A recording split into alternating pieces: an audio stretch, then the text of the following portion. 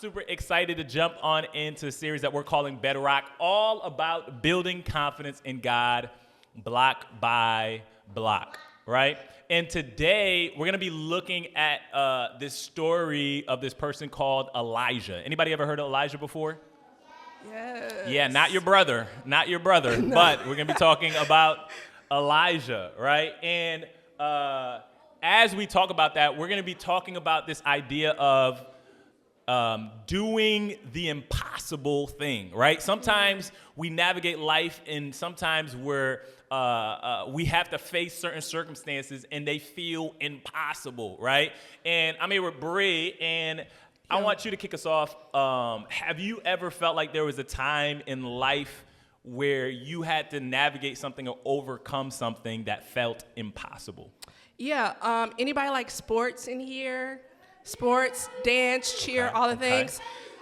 Okay. So I love sports. Y'all can put your hands down. So I love sports. Basketball was my sport. Love basketball. Steph Curry, LeBron James, all the people. Woo! Okay. Okay. Yes. So for me, I love sports. I love basketball. So when I was in high school, I played basketball. And so I thought I was going to be like this cool player who went and played professionally. And guess what happened, y'all? I had a knee injury. Tore my ACL,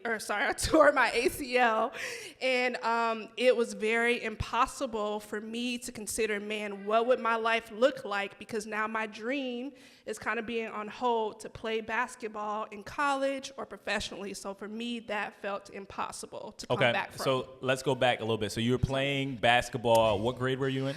I was in the 10th grade. You were in the 10th grade, okay. Yes. And you had been playing basketball how much longer before that? I've been playing basketball since I was in the 5th grade. Okay, so you were playing from the 5th grade to the 10th grade. Yep. You get an injury. Have you ever had an injury that big? Have you ever had an injury that big up until then? When I was in elementary, I broke my arm on the monkey bars. Anybody who liked the monkey bars? Okay. Yep, broke my arm on the monkey bars. But aside from that, nothing Not else. a basketball injury? No, not a basketball injury. Okay, so let me paint this picture. What position were you playing? I was a small forward, power forward. Small forward, okay, because Yes. I know there's people in here that play different sports. I know Okay. Joao's a point guard, right? I know I Okay, got different point guard. basketball players here, Okay. right? So listen up, y'all. So here's this thing. So you're navigating, you're playing this sport. You have these dreams of playing professionally, playing in college, doing this thing. And then you have this big injury, right? Yeah. And I don't know if y'all ever known and watched sports or NBA or anything like that, but an ACL injury is it's not traumatic. an easy injury to come back from, It's right? very traumatic. It's not the easiest one to come back from. So it's starting to feel a little bit impossible for you as you kind of navigate that, right? Yeah. Okay, so I want to pause there in that story because I feel like there's another person that had to navigate some of that impossible, and it wasn't sports, but it was, like I said, Elijah. This guy Elijah, right? So if you have your Bibles with you, we're going to be in 1 Kings. Anybody know, listen up. Anybody know if 1 Kings is in the Old Testament or the New Testament? Ooh. Shout it out. Old Testament, that's good right. job, y'all. That's Come right. on. All right, so we're going to be in 1 Kings, and we're going to be talking about this guy named Elijah. Now, let me give you a little bit of context for you as where we're about to hop into the story for Elijah, okay? So Elijah was navigating a circumstance where it had been 3 years where they had been in their land, right? And 3 years in their land, and it hadn't rained, right? It didn't rain. Anybody know what you call a long period of time where it doesn't rain? Shout it out. A drought. Okay. Come on. Okay. All right. Eyes on me. So Elijah was navigating a period of time where there was a drought, right?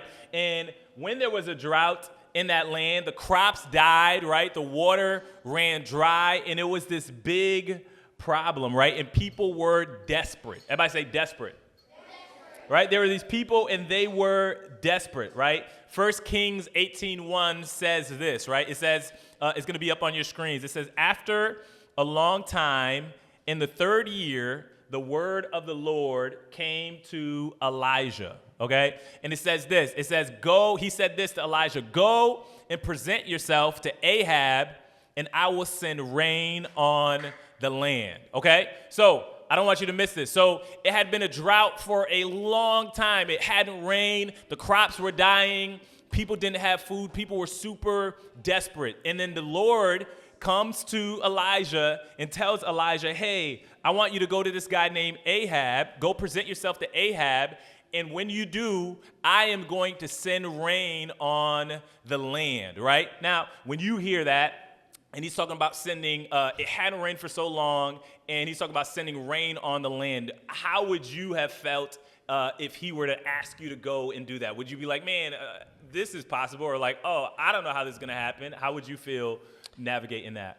Yeah, I think I would feel a little anxious, a little nervous because it hasn't rained in such a long time, and now I'm going to ask for this thing. Yeah. And so I would just kind of feel like, man, I don't know if this can really happen because it hasn't happened before in a while. It hasn't happened in a while. Yeah, so I don't know, some of y'all may be feeling that same way also, where it's just like, man, God may be asking you to do something, or sometime as you guys get older in life, and it's going to be like, man, like, God, you asked me to do that, but like, I've never seen that happen. Or like, God, that's not in my personality to go and do that. Or like, God, I've never seen you use me in that way. That feels impossible, right? But he's talking to Elijah. He's saying, no, I want you to go. Go to Ahab, and I'm going to send rain, right? So it hadn't rained for a long time. He goes that way, and he winds up meeting up with some people, these other prophets. There were other people that were worshiping different gods, right?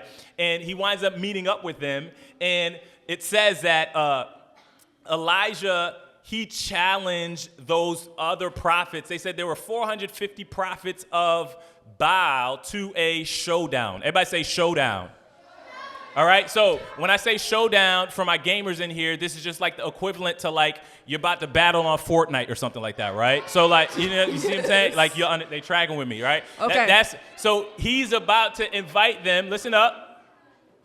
He's about to invite them into a showdown, right? And these people had turned away from God. They were no longer worshiping God. And interesting enough, the God that they were worshiping, which was Baal, was actually the storm god, right? Mm-hmm. Yep. So this is interesting because they had been in a drought, right? And he's talking about this storm god, but they were worshiping the storm god, but there was no rain. So they show up. Elijah challenges the 450 prophets to a showdown so they can prove who had the real God, okay? And we have a Bible verse. We're going to go up to the next Bible verse, which says this as he was navigating that. Verse 21 says this. It says, Elijah, go ahead. You want to read it? Elijah went before the people and said, how long will you try to serve both Baal and the Lord? If the Lord is the one and only God, follow him. But if Baal is the one and only God, follow him. That's right. So Elijah's like this, man, how long are we going to try to serve two different gods? Like, if your God's the real God, then serve him. If God, the God that I'm serving, is the real God, then we serve them. So he challenged him to the showdown that they were going, and they were about to navigate, right? Now, I don't know about you, but I know that Elijah here, as we look at this, it seems like we can suspect that Elijah had confidence, right? But his confidence doesn't look like it fell within himself, right? He had confidence so much in God to be like, man, like, let's challenge this, even though God hadn't been doing the thing. Like, God had not been sending rain before, but he still sat there and said, you know what? I'm going to challenge you guys to this, and I trust in the God that I serve, that he's going to come through. How many people feel like they're confident in themselves? Anybody feel like they're confident in themselves? Okay. Put your hands back down. Bree, real quick, what do you think the consequence is of being confident in yourself as opposed to being confident in God? Where do you think that we can falter when we're more confident in ourselves than we are in God? Yeah, I think when it comes to being confident in ourselves, of course, that is the motivation, that's the goal. But I think when things happen, when life doesn't go how you plan, your confidence starts to dwindle, and then you end up being nervous or anxious or just wanting to do a lot of things for yourself, right? But when it comes to having confidence in God, you kind of relax a little bit and like, hey, I don't have to be in control of all the things because I have someone who's greater and who can do all things. And I don't have to do much. I just have to follow him. Yeah, I think that's right. I think when we are confident within ourselves, we can only be confident to the degree that we're good at doing something, right? Like if I'm confident in myself to, let's just say, Tell us. I'm confident in a lot of things. He is. But let's say if I'm confident in my ability to go, let's just say, play basketball, right? I know that I can go on the court and I'm going to move in a way where I'm just like, man, I can do this, all of these things on the court. But I'm not that confident when it comes to going on roller coasters, okay? I don't like heights. Y'all understand this. Y'all know this, right? But so I will never go on a roller coaster apart from having confidence in God to be like, oh, man, God can protect me. Yeah. I can put my trust in him to kind of help me to navigate that as opposed to trusting in my own confidence, right? So right here, I say that all to say, were you going to say something? Yeah, I think the only thing that I was going to add was when it comes to confidence, just being confident that God would answer the prayer the way that you want it versus what he wants for you. Yeah. That was it. No, that's good. That's good. So here we are, and there's about to be the showdown, and Elijah clearly has confidence in God. And verse 36 and verse 37 says this. It says, then Elijah stepped forward and prayed. He said, Lord, you are the God of Abraham, Isaac, and Israel. Today let everyone know that you are God in Israel. Answer me, O Lord, answer me. Then these people will know that you are the one and only God. All right. Now, before I read what happened, anybody want to guess to know what happened? Like, do we think that God answered Elijah or no? Just shout it out. Yes or no? Okay. It sounds like some of you have some trust in God. I like that. So it's not going to be on the screens, but I'm going to read what happened next. It says, verse 38 and 39 says this. Then the fire of the Lord fell. It burned up the sacrifice, the wood and the stones. When all the people saw this, they fell down and cried out, the Lord is the one and only God, right? And it goes on to say that later Elijah prayed again and God sent rain after years of a drought. You see, here's what I want us to notice. Here's the bottom line that I kind of want us to pull from all of this, is this idea of this. God can do the impossible. Let's say that together. Everybody. God can do the impossible. All right? There's going to be a lot of times where we feel like we're navigating a circumstance that may feel impossible, whether it's, man, I don't know how I'm ever going to make new friends if I move to the school, or it's, man, my parents keep telling me that I need to get better at this, or I need to get better at this, but I don't know how I'm going to physically do that. God can help us do the things that may feel impossible to us. You have a thought on that?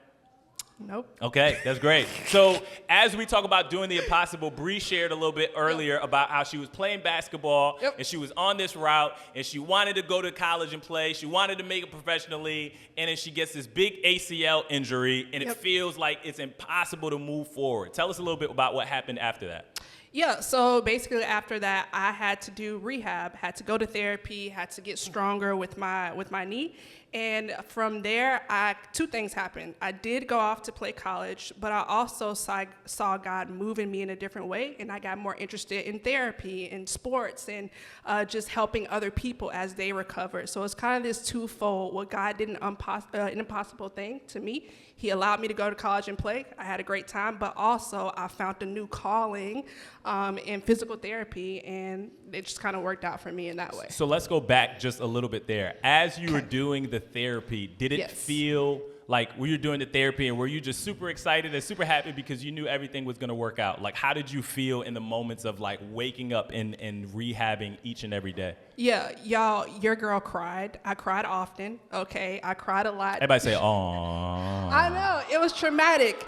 Yeah, right? It's this thing of just crying and just feeling like, man, God, I want this thing. I'm desiring to do this thing, but I'm limited right now. And so I have to trust that you will answer how you want to answer and not how I want you to answer. And he still provided.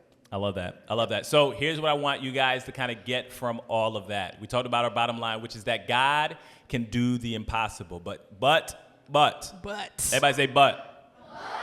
God can do the impossible, but that doesn't stop the in-between, Yes. the hard parts of the in-between, right? Yeah, It yeah. doesn't mean that God can do the impossible. I'm going to pray for this, so then that means he's just going to do that. God is going to do the impossible according to his will. Yeah. Right? So sometimes it may not be in the timing that we like. It may not be in the way that we like. But it doesn't mean that God still cannot do the impossible. So this is what I encourage you guys as 4th and 5th graders and want you guys just to practice is trusting in him and having confidence in him to do those things.